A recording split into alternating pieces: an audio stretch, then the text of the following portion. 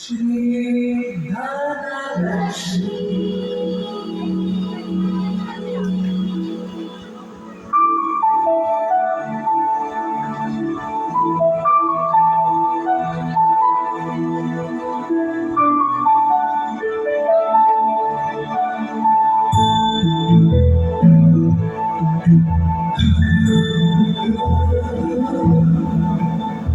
सुमनसवन्दित सुन्दरि माधवि चन्द्र सहोदरि हेममयि मुनिगणवन्दित मोक्षप्रदायिनि मञ्जुळभाषिणि वेदनते पङ्कजवासिनि देव सुपूजित सद्गुणवर्षिणि शान्तियुते जय जय हे मधुसूदन कामिनि आदिलक्ष्मि जय पालय माम्।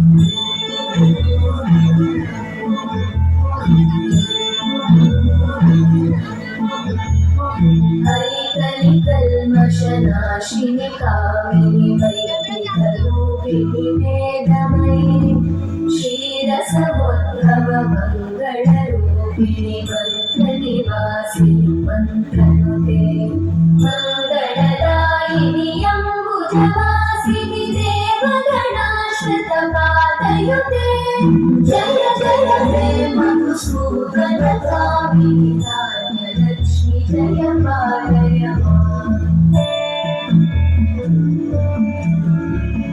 जय वरवर्णिनि वैष्णवि भार्गवि मन्त्रस्वरूपिणि मन्त्रमयि सुरगणपूजित शीघ्रफलप्रद ज्ञानविकासिनि शास्त्रनुते भवभयहारिणि पापविमोचनि साधुजनाश्रितपादयुते जय जय हे मधुसूदनकामिनि धैर्यलक्ष्मि जय पालय माम्।